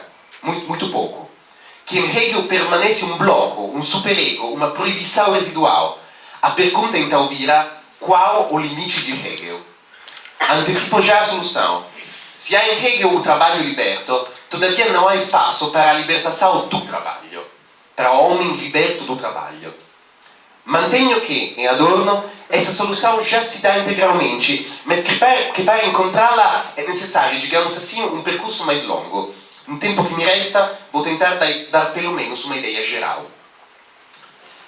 Há uma passagem em aspectos, simétrica àquela de conteúdo da experiência já citada. O argumento é o mesmo, cito: o rigor da tentativa de Hegel em resgatar a prova ontológica da existência de Deus contra Kant pode ser posto em dúvida. Mas o que o induziu a isso não foi vontade de obscurecer a razão. Pelo contrário, foi a esperança utópica de que a barreira das fronteiras da possibilidade da experiência não fosse a última. Que, não obstante, como na cena final do Fausto, se lograsse sucesso. Que em todas as suas fraquezas, limitação e negatividade, o espírito se assemelhasse à verdade e por isso estivesse apto ao conhecimento da verdade. Fim de citação. Como em outra passagem, retorna aqui o verbo gelingen, suceder, e a sintaxe também é a mesma, das es gelinge. O pathos da filosofia hegeliana é a confiança das es gelinge, literalmente que a coisa suceda. Esta forma impessoal alarde, que suceda o quê? O conteúdo não é especificado, mas permanece, por assim dizer, intransitivo, a ideia pura e simples de um cumprimento. Disso é dito somente que, por ser tal, deveria ser absoluto, tal como na cena final do Fausto, onde o momento é chamado a encerrar-se porque é apenas belo, não mais sulcado de alguma negatividade. Parece que Adorno toca aqui o ápice de utopismo abstrato. A transcendência é de tal maneira distante que não sabemos nem com certeza sobre que coisa falamos. E a isso mesmo alude também o problema mencionado no início da passagem, a prova ontológica da existência de Deus. Este último é um tema que ocorre no último Adorno com crescente insistência. Na terminologia filosofica, ele diz sobre a prova ontológica: parece-me sempre mais como o centro da reflexão filosófica. Na seção final da dialética negativa é definida a retomada hegeliana da prova ontológica depois da refutação kantiana. De fato, a prova ontológica desde Anselmo conclui diretamente a partir do pensamento do absoluto, Deus, a sua existência, e por isso pressupõe a identidade, a redução de toda transcendência à imanência lógica. Entretanto, algumas páginas antes, numa sessão intitulada A ânsia de salvar e o bloco, Adorno diz de Kant, cito: o segredo da sua filosofia é o inconcebível desespero. A sua filosofia ronda, como toda outra, em torno da prova ontológica de Deus. Como toda outra, também, portanto, dialética negativa. Nas notas da literatura, ao final dos pequenos comentários a Proust, Adorno cita uma frase de Em Busca do Tempo Perdido sobre a morte do poeta Bergotte.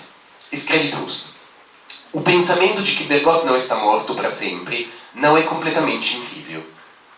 Adorno comenta: a experiência que motiva essa reflexão seria comparável ao que é feito nas grandes obras de arte, o que é impossível que o próprio conteúdo não seja verdadeiro, que o próprio sucesso e mesmo a própria autenticidade não se refere à realidade a qual as garante. Sucesso é gelingen.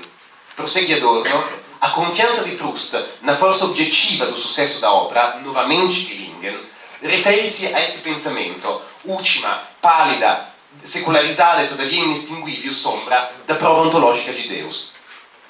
Adorno nunca diz que a prova ontológica é verdadeira, pelo contrário, mas parece que, para exprimir-se com Marx, o núcleo racional pode ser salvado.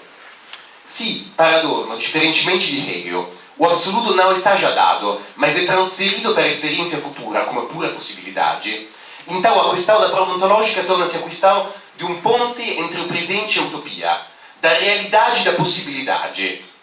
Si tratta di mantenere a possibilidade come possibilidade, a trascendência, e todavia encontrar um fundamento dela na existência real. Em suma, salvar ao mesmo tempo Kant e Hegel. A bem ver, aqui está o sumo das objeções de Habermas. A crítica minaria minaria seus próprios fundamentos para Habermas, precisamente porque, tornando-se total, não teria mais à disposição um critério atual, dado da experiência. A ideia de Adorno parece ser esta: existem experiências naquela seu objeto, a natureza ou em si, é realmente alcançado, está presente em carne e osso. Experiências estéticas como em Proust, mas nas passagens sobre a sublimação e aspectos, dá-nos a entender que, ao menos no caso de Hegel, o conhecimento conceitual também foi capaz de ir tão longe. Com Hegel, tais experiências não são puros fenômenos. Contra Hegel, não são ainda absoluto, a possibilidade que nunca foi realizada. Os momentos no quais o sujeito toca a coisa são e não são ao mesmo tempo o sucesso. Como é possível? Tal como frequentemente ocorre, a risposta é encontrada em Marx.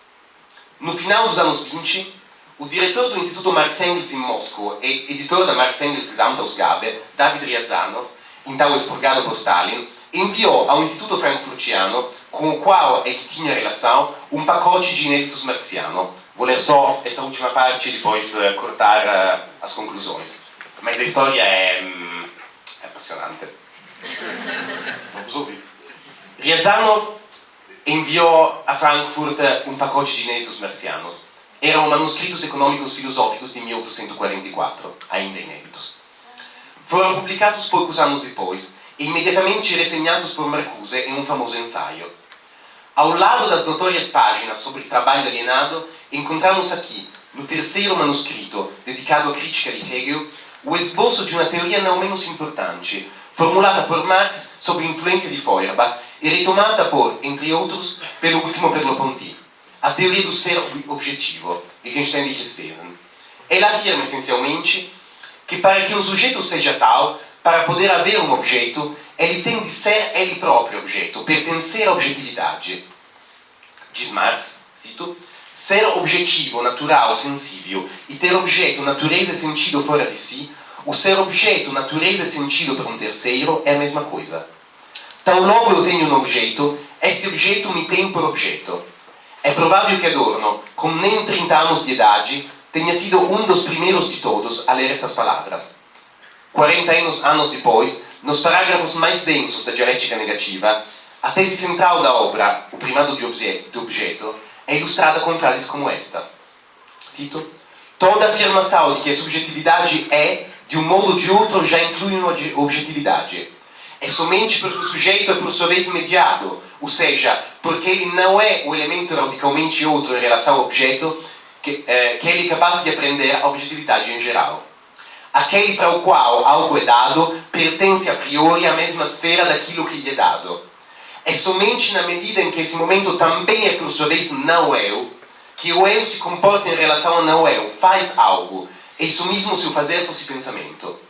Geneticamente, a consciência autonomizada, a suma conceitual daquilo que é ativo nas performances do conhecimento, é derivada da energia libidinal do ser genérico homem, der libidinosen Energie des Gattungswesensmensch. O nexo é óbvio e imediato. A tese do primado do objeto descende diretamente daquela do ser objetivo. A condição que torna possível o conhecimento objetivo é a mesma condição que refuta o idealismo, que desmente a concepção da subjetividade como ontologicamente último, o em si. Pelo contrário, o sujeito é possível somente como uma modalidade da objetividade. Mas isso tem consequências muito mais concretas, que já estão implícitas na ideia marxiana de uma realização prática da filosofia, e que, entretanto, esta é a minha hipótese, emergem no próprio pleno significado apenas com Adorno. Ao mesmo tempo, e vice-versa, a partir deste ponto, poderia aparecer sob uma nova luz o papel de Adorno na história da filosofia. A última das afirmações citadas, na qual o conceito marxiano de Gattungswesen é aproximado por aquele de energia libidinal, indica a direção para onde buscar. Vou ler somente esse último parágrafo e depois vou resumir em 2 palavras o que vem depois para concluir o raciocínio. Na dialética do esclarecimento, como se sabe, a subjetividade como tal, como unificação violenta do múltiplo natural, é desmascarada em seu caráter de domínio, mesmo em suas instâncias mais abstratas, as formas lógicas da verdade. Mas se isso fosse tudo, seria uma mera repetição de argumentos nietzschianos. Em vez disso, Horkheimer e Adorno fazem muito mais. como uma autêntica apropriação marxista de Nietzsche, fecundam a crítica da subjetividade e da razão como a intuição em absoluto mais revolucionária de Marx, aquela do caráter contingente, porque material, do antagonismo. Cada cisão interna à consciência e a própria cisão entre consciência e realidade não tem, por sua vez, origem na consciência própria, como uma espécie de pecado original dela, nem, por consequência, se pode resolver no seu espaço fechado, como todo idealismo apologeticamente pressupõe. Pelo contrário, a separação entre sujeito e objeto está ela mesma fondata objetivamente, em uma cisão, digamos assim, interna à matéria, a violência imediata da primeira natureza e aquela abstrata, impessoal da segunda. Tal antagonismo material precede e funda a subjetividade, essa mesma modalidade da matéria. Mas se é assim, então o antagonismo não é uma estrutura ontologicamente invariável. O torna tal somente o ofuscamento idealista, que o transforma em espírito. Como tudo o que é material, ele pode ser modificado e curado através do trabalho. Esta é, por assim dizer, a boa nova do materialismo. Uma frase famosa da Sagrada Famiglia exprime com simplicidade sublime o nexo entre o momento passivo, corpóreo da subjetividade e a necessidade de uma transformação prática do mundo. Se o homem é plasmado pelas circunstâncias, occorre plasmar humanamente as circunstâncias. Ora, o primado do ser sobre a consciência, assim entendido, é o desafio que Marx e Engels fizeram a Hegel e com ele a toda a tradição filosófica. Nas teses sobre Feuerbach e na ideologia alemã, a filosofia deveria ceder o lugar por um lado à praxis, por outro à ciência. Mas a praxis necessita ainda da reflexão. E a ciência marxiana, depois de 45, é sempre mais ciência da objetividade social. Pressionado por bem outras urgências, o materialismo se desinteressa pela consciência. Isso pode explicar porque ainda as tentativas marxistas mais sérias de acertar as contas com os problemas da subjetividade e portanto da praxis recaíram, antes de Adorno, nas posições do idealismo, por exemplo, com o sujeito-objeto idêntico de Lukács. Entre mentes, o conceito hegeliano de Wissenschaft estava minado pelo desenvolvimento de novas ciências burguesas, particularmente uma. Todo o debate filosófico acadêmico do final do século XIX é dominado pelo problema do psicologismo, a tentativa di fondare a lógica sobre a ciência empírica da consciência. Da aporia desta tentativa partirá Husserl e das aporias do idealismo husserliano Adorno. A minha hipótese historiográfica é a seguinte: para combater por um lado a teoria da consciência do conhecimento burguesa e por outro os resultados dogmáticos e portanto no final idealistas do marxismo ortodosso, com suas próprias consequências políticas, Adorno necessitava de uma ciência materialista da consciência. Felizmente, ele a tinha à disposição. Eu vou acabar aqui, só resumir o que vem depois. A ideia de base é que, por Adorno, a metapsicologia de Freud é, como dizer, a chave para o marxismo de penetrar na teoria do conhecimento. E que, então, o ponto de fuga mais radical e meio nascosto, escondido, da dialética negativa é a ideia de um possível superamento histórico do eu. E essa é a resposta a Hegel. Como o eu é trabalho, Hegel há todos os direitos do eu, que Adorno mantém, mas não há a perspectiva da superação do eu, que é, no final, a superação do trabalho. O que falta em Hegel é a ideia da superação do trabalho, que psicologicamente é a ideia da superação do eu. Eu cito depois uma passagem de sujeito-objeto, na qual Adorno deixa entender que a verdade mesma, as formas lógicas mesmas, poderiam decair um dia junto com o sujeito. Essa ideia não é, além, diz Adorno, de cada possibilidade. O que lembra da frase sobre a morte de Bergotte, não é inteiramente incrível. Então, se a utopia é o superamento do eu, do outro lado, isso funda o fato que o antagonismo é objetivo e o eu é derivado, surgiu do antagonismo objetivo, paradossalmente, dialeticamente, funda o eu nas suas próprias prerrogativas, funda a verdade de Hegel, porque a quem de uma possível utópica superação do eu que deve ser mantida como perspectiva, o eu é o máximo baluarte de liberdade, ou, em outras palavras, que precisa do trabalho para superar o trabalho, precisa da razão para superar a razão que deve ser superada, precisa do Estado para superar o Estado. O que argumento no final é que o conteúdo político da filosofia de Adorno é a confutação do anarquismo. E leio somente as últimas citações as última parte. De resto, o que Adorno sempre tinha tido em mente rivela o olhar mais rápido em seus mais importantes escritos programáticos. 1931, Atualidade da Filosofia. A resposta não está no espaço fechado do conhecimento, mas é a praxis que a dá. Da construção da figura da realidade, segue imediatamente a exigência da sua transformação real, reale Veränderung. 1956, Introdução à Metacrítica. A própria dialética seria superada somente através de uma praxis transformadora, Verändernde Praxis. 1966, Apertura da Dialética Negativa. A filosofia que um dia pareceu ultrapassada mantém-se viva porque se perdeu um instante de sua realização, frase que supõe evidentemente o conceito de realização da filosofia. E, por outro lado, o pensamento crítico poderia servir à praxis transformadora. E, enfim, mais adiante, no parágrafo sobre o sofrimento físico, cito, o momento corporal anuncia ao conhecimento que o sofrimento não deve ser, que ele deve mudar. Adorno diz pereza. Por isso, o especificamente materialista converge com aquilo que é crítico, com a praxis socialmente transformadora, mit gesellschaftlich verändernder Praxis.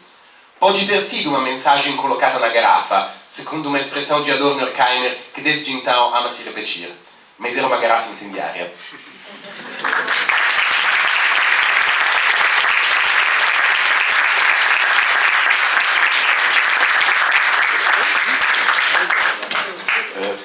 Pedir ao Manfred para tomar lugar, tomar assento, agradecer ao Giovanni por essa apresentação apaixonada, apaixonante e bem-humorada. Segundo me disseram, nós temos até 1h30 para o debate. Eu vou voltar à minha proposta anterior e vamos tentar adiar em meia hora as sucessivas sessões que vão começar a partir das 2. Então, das 2 às 2h30, das 4 às 4h30 e das 7 às 7h30, porque senão nós perdemos muito tempo. Okay, então, nós temos mais exatamente 22 minutos. Ok, e temos inscritos já. Você quer tomar uma pergunta? O professor Jorge Almeida tinha pedido a palavra. Não, abre mão. Vladimir toma a palavra. Quem mais? Nós vamos escrevendo. Vladimir. Tá, na verdade eu tinha duas perguntas, mas a primeira é para o Giovanni Patiscon. Dá para eu falar em português? Sim, dá. Tá.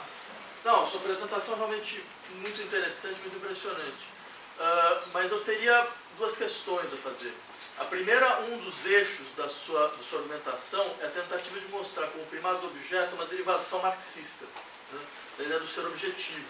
E você traz umas passagens dos manuscritos. E você traz dentro de um contexto onde você tenta falar um problema que está na filosofia hegeliana é resolvido pelo Adorno através do recurso ao Marx.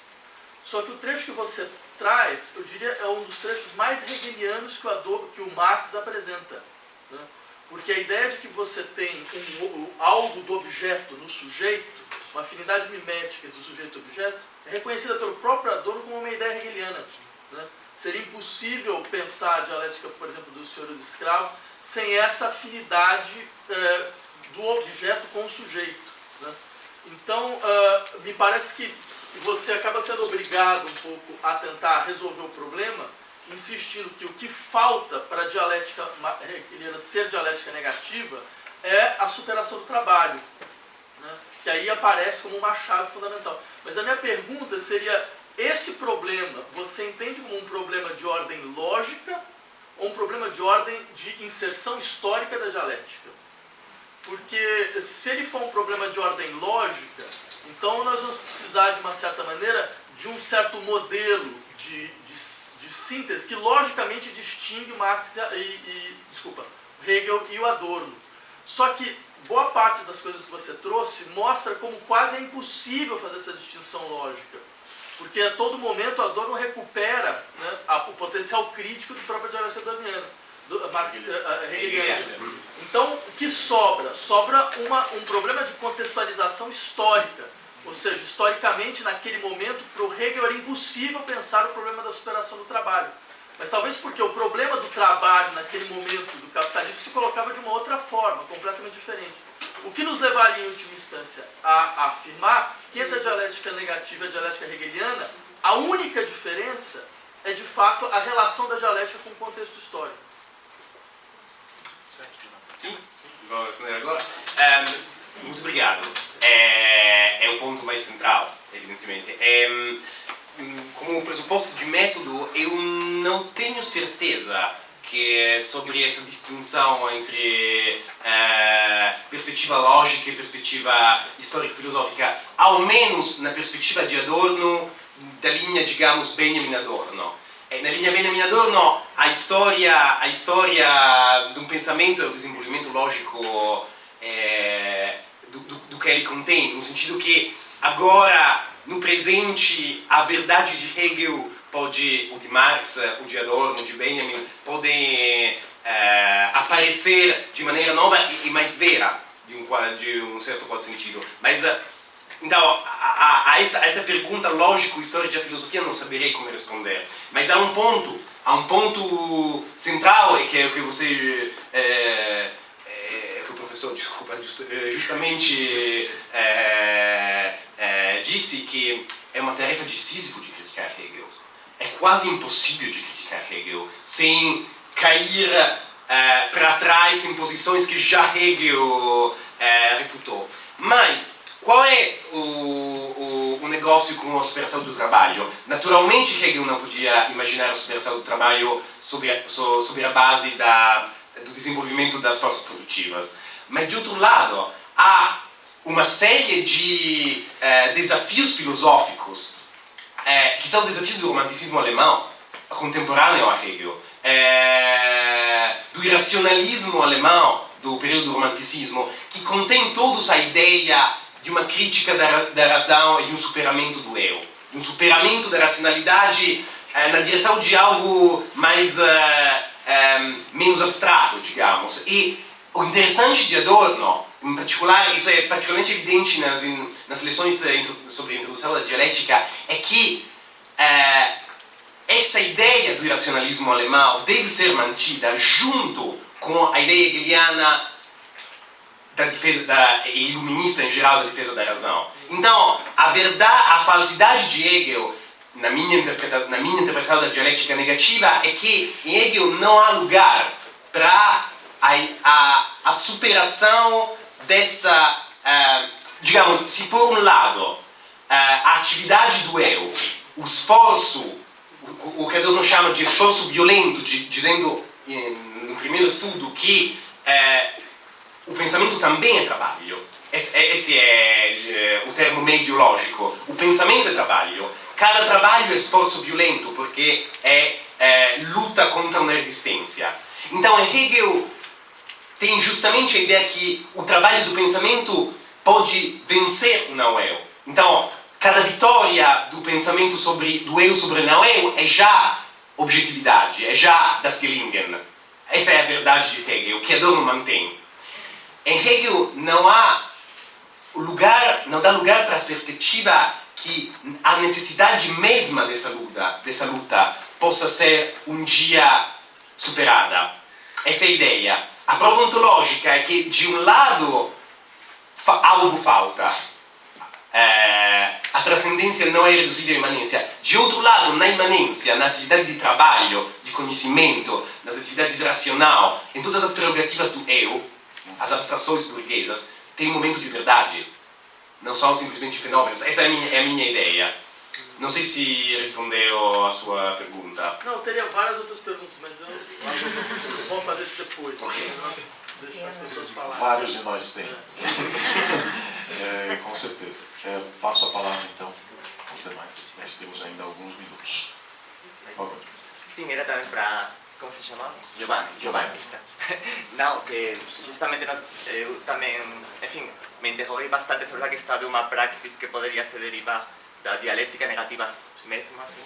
E simplesmente queria perguntar você, no fundo, como você pulou a conclusão, não é? Ou seja, pulou até a conclusão, não é? Alguns algumas mediações na sua argumentação, no fundo, o que significa a refutação do anarquismo, porque você apresentou isso como uma espécie como de grande segredo em Adorno e no fundo é evidente para mim, é evidente, por exemplo, nas suas críticas a... Ah, evidente que tem a refutação do anarquismo? Sim, o sea, como que não é um segredo. Sim, não, mas como você usa essas metáforas da garrafa, enfim, como simplesmente para ver se na minha compreensão faltou alguma coisa, porque não, desde as suas críticas a Heidegger tão violentas, por exemplo, no ensaio como forma, ou no seu trabalho, no seu ensaio sobre Hölderlin, não? É justamente isso, não? O foco da crítica de Adorno é o anarquismo, não? Ou seja, como certo caráter anárquico de Heidegger, não? Que ele liga com, não? Certa ligação entre o anarquismo e algumas, enfim, para falar muito rapidamente, alguns elementos fascistas, não? Então, como para mim ficava bem ficava bem evidente para ver se pode desenvolver mais um pouco essa ideia de uma refutação do anarquismo. Eu agradeço a pergunta. Eu vou passar a palavra ainda à plateia para que, se tivermos mais perguntas, inclusive aos outros membros da mesa, nós temos uma coletânea de perguntas para podermos fazer jus ao tempo do almoço, inclusive, e continuidade do colóquio. Mais algum? Eu queria... Posso passar a palavra depois? Assim?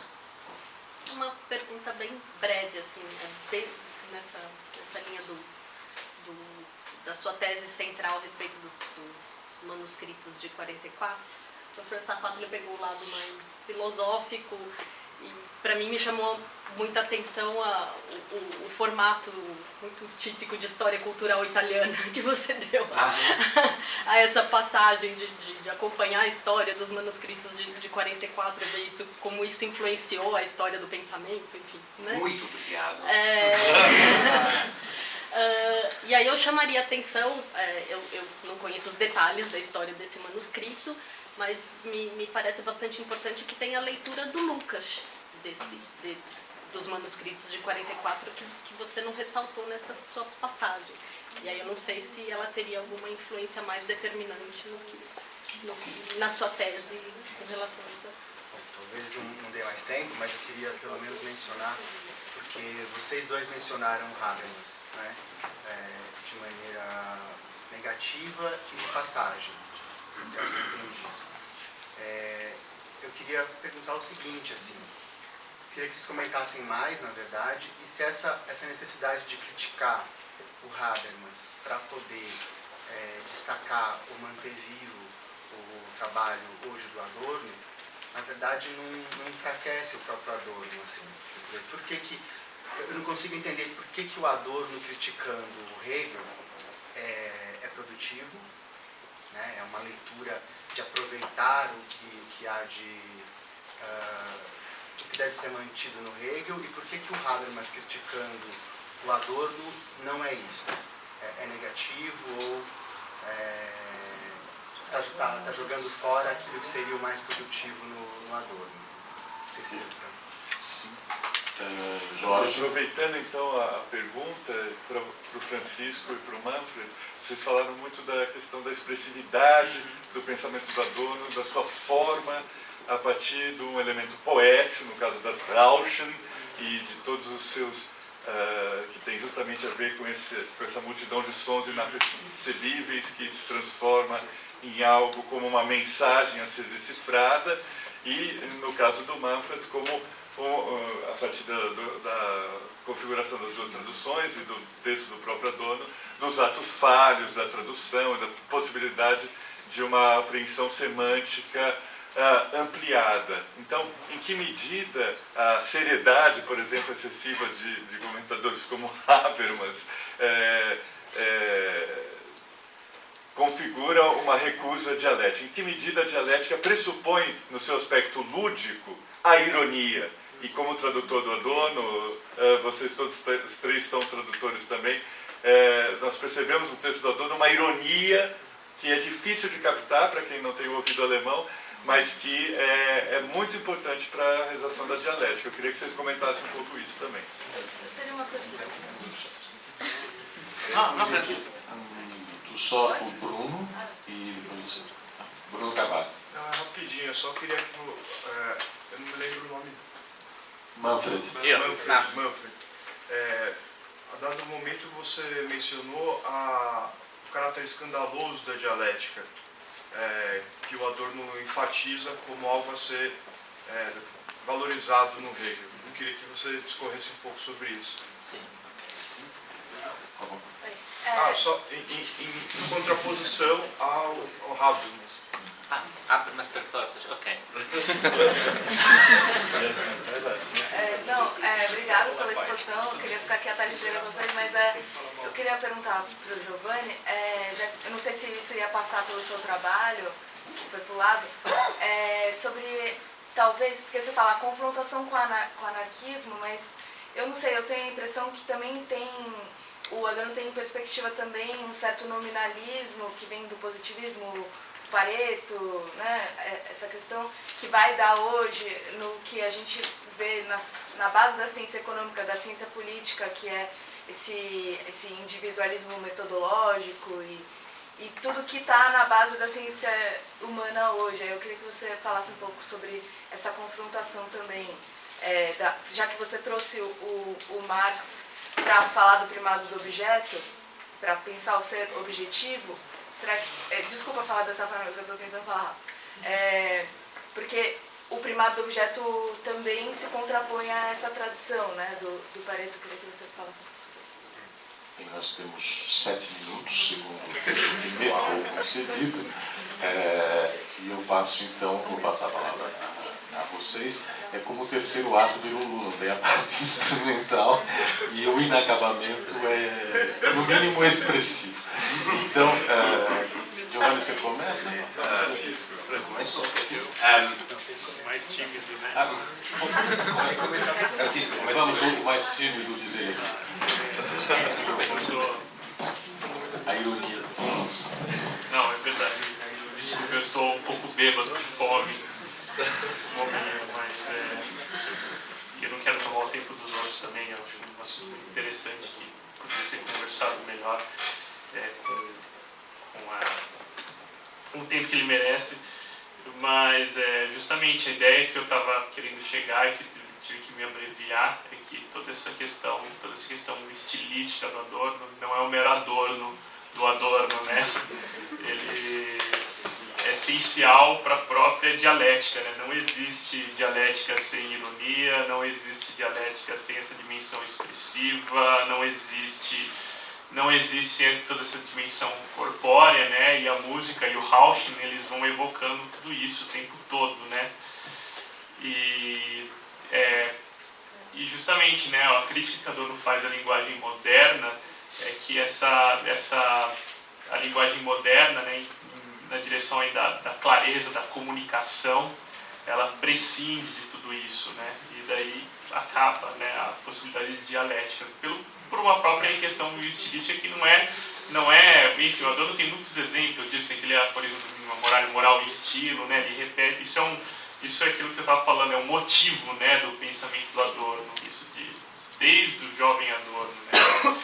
E que se repete, né? De que não existe, por exemplo, não é possível falar do mesmo jeito que não é possível falar do estético de uma maneira que não seja estética, também não é possível fazer dialética sem toda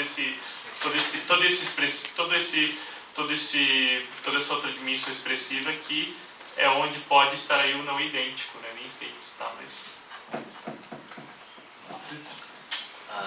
Okay. Is it easier if I speak slowly in Italian or in English fast? What was the answer? English. Italiano. Italiano. Fantastico. Molto piano. Ma non troppo. Io ricordo varie, adesso non ricordo più da dove provenivano, ma varie richieste di commentare le cattiverie che abbiamo detto su Habermas, da lì, e anche da lì a un certo punto. A me non sembra di aver detto niente di malvagio su Habermas, non che io ricordi, o darsi mi sia sfuggito. Lui chiedeva come mai quando Adorno critica Hegel va bene e quando Habermas critica Adorno non va bene, no? Una cosa del genere. Io non penso che la questione stia esattamente in questi termini. C'è da dire che la lettura che Habermas ha fatto di Adorno ha avuto un'influenza gigantesca, enorme. Ci sono parole che sono entrate improvvisamente nel lessico filosofico, normativo, aggettivi, eccetera, sono stati ripetuti per decenni ormai, e Adorno è stato costretto all'interno di questa nuova terminologia filosofica, in questi schemi che, come dire, possono essere anche utili qualche volta, ma che io penso abbiano veramente impoverito la filosofia di Adorno. Cioè penso che il problema, penso che Adorno non si interroghi su concetti come normatività, ecco, penso che la normatività non abbia spazio in Adorno, è un problema che non ha, come dire, che non ha relazione alla sua filosofia. Per quanto riguarda lo scandalo della dialettica, questo ne ha parlato anche Giovanni molto bene, cioè io penso la dialettica è scandalosa perché non esiste un unico indirizzo filosofico dopo Hegel che ha recuperato quelle che un americano, un inglese chiamerebbe metaphysical claims di Hegel. Nessuno osa fare una cosa del genere, nessuno. Tu hai un pezzetto di Hegel contro un altro pezzetto di Hegel, il che rende difficile criticare Hegel per questo motivo. Ma lo scandalo della dialettica, il fatto, mi pare che l'altro giorno Beltan, peccato che non sia qui, diceva che in Hegel non c'è la metafisica, cosa per me incredibile, come se mi avessero detto, diciamo, che il Colosseo non sta a Roma, più o meno una cosa di questo genere, insomma, non c'è la metafisica in Hegel. Ma mi viene da chiedersi cosa c'è in Hegel a quel punto. E lo scandalo della dialettica, Adorno lo definisce il carattere sospeso, non so come si dice in portoghese, sospeso della dialettica, no? Che si muove senza fondamenti, no? E che deve tornare indietro e che però non può che giustificare alla fine le proprie pretese e via dicendo. È evidente che in Habermas c'è un ritorno da una parte al fundazionalismo, all'idea, diciamo, anche se trascendentale, di giustificare gli atti cognitivi e via dicendo, e dall'altro però un impoverimento delle pretese della verità, come ha mostrato Giovanni. Qui c'è un movimento contraddittorio, io trovo, nella filosofia di Habermas. Cioè, da una parte questo ritorno appunto a una filosofia rigorosamente fondata e via dicendo, e dall'altra invece a un abbassamento delle pretese per quanto riguarda, diciamo, il concetto di verità e via dicendo. Ma io finisco qua perché abbiamo solo 7 minuti, quindi smetto di parlare. Grazie. Então, as perguntas eram 4, se não lembro mal. Posso acrescentar uma? Posso acrescentar um elemento só? Você mencionou de passagem o último Merleau-Ponty relendo os manuscritos, né? E o tema, obviamente, vai ser o da realização da filosofia. Só é possível superar a filosofia realizando-a. E para isso, Merleau-Ponty volta a 1843, a crise da filosofia do direito do Hegel, sim? Onde o tema a palavra proletariado surge pela primeira vez e o tema central pode ser dito da emancipação. Há uma coincidência não apenas de datas, eu tenho a impressão. Você aludiu a isso, então, se houver ocasião, por favor, faça uso dos 3 minutos. Não entendi a pergunta. A presença do Merleau-Ponty nas suas conclusões inacabadas. Sim. Okay. Merleau-Ponty não era mais retomado. Muito inacabado, mas não Merleau-Ponty. Merleau-Ponty era só mencionado. Não tenho uma passagem particular para o último Merleau-Ponty, sobretudo. Digamos que acho que Merleau-Ponty e a dialética negativa, as teses ontológicas centrais de ambos têm o seu ponto, o seu nascimento nos manuscritos econômicos, na teoria do ser objetivo, que eu acho é algo adiante de Hegel, é um progresso com respeito a Hegel. Mas que em Merleau-Ponty todas as consequências mais radicais da filosofia da praxis são cortadas. É uma maneira, bom, mais reontologizado, digamos assim. Nós conversamos depois sobre o sujeito instituinte e não constituinte, que foi o debate que o precedeu. O problema é o sujeito. o sujeito como existência histórica, que o sujeito surgiu num momento e pode decair. Se não tiver essa perspectiva numa filosofia, eu hesito a chamá-la radical. Mas enfim, as outras perguntas eram Lukács, Pareto e o nominalismo sociológico, a refutação do anarquismo e Habermas. Vou dizer uma palavra sobre Lukács e depois responder junto às outras três. Eu acho que um dos temas mais apaixonantes da história da filosofia marxista do século XX seria, um dos temas de pesquisa ainda a fazer, seria uma confrontação entre a crítica que Adorno faz a Lukács na dialética negativa e a autocrítica do último Lukács à história da existência de classe, porque tem afinidades incríveis. Os argumentos filosóficos são quase os mesmos, e nesse quase teria algo muito interessante para entender a posição respectiva de Lukács e de Adorno. Lukács, naturalmente, si sabe que motiva essa autocrítica com a leitura também no começo dos anos 30 dos manuscritos econômicos filosóficos, mas não vou entrar nisso. Sobre as outras questões, a refutação do anarquismo não é um segredo, não, mas o problema então se torna o seguinte: qual é a teoria do conhecimento adequada para que uma refutação do anarquismo seja persuasiva? Ou, por dizer de outro modo, há uma maneira de refutar o anarquismo sem cair no idealismo, no dogmatismo idealista do marxismo ortodoxo? Esse é o ponto. Nesse momento, por causa, sobretudo, da difusão e da influência da interpretação de Habermas, que por sua vez há razões históricas, eu acho que o mais urgente é de redescobrir todos esses momentos da filosofia de Adorno que podem ser, como eu posso dizer, que são numa mesma constelação como a confrontação do anarquismo. Então, digamos, o momento progressivo, o momento crítico da abstração racional, do qual há estado já em Hegel.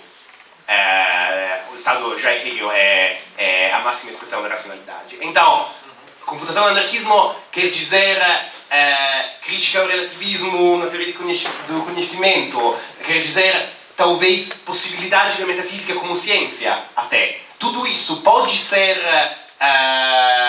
pode ir na direção progressiva, na direção da emancipação, e vice-versa. Eu pergunto porque não acho que uma perspectiva filosófica de emancipação pode ser concebida sem esses momentos. Esse é o ponto. E quanto a Habermas, vou dizer o que penso sobre o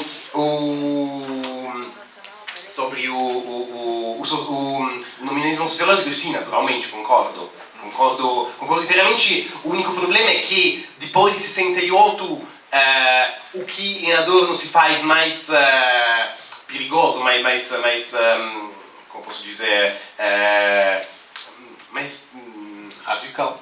Sì, no, ma è controverso, più scottante in italiano, più então, não é mais a crítica de posições como Pareto, mas é se em qual medida o movimento de 68 foi efetivamente um movimento com efeitos de conservação social. Esse é o motivo pelo qual na minha perspectiva me concentrei sobre a crítica do nominalismo, digamos, pós-estruturalista, mais do que do nominalismo abertamente de direita. Sobre Habermas penso o seguinte, que a dialética negativa, que a crítica de Habermas é errada. Então a resposta à sua pergunta é a crítica de Hegel por Adorno é fecunda perché è verdadeira, ao menos em parte, mentre a crítica de Habermas não é verdadeira, mas isso não quer dizer que não seja fecunda. Eu acho que para salvar a dialética negativa no sentido que eu tentei esboçar, o que é para retomar é exatamente são exatamente os pontos sobre os que Habermas critica. Eu acho que Habermas não tem razão, mas foi capaz de individuar com precisão as fraquezas maiores da dialética negativa. Então, para ser mais concreto, eu acho que a dialética negativa é um projeto filosófico atual, defendível, mas que para desenvolvê-la teria que ser desenvolvida nas direções que Habermas individuou, nas direções contrárias, mas sobre os mesmos pontos, que são o ponto do direito e o ponto da ciência. Então, Habermas viu que há um resíduo de abismo entre imanência e transcendência e Adorno, e justamente objetou que uma filosofia para a imanência, para a ação teórica e prática no presente deve ser possível. Esse é um desafio que a dialética negativa deve aceitar.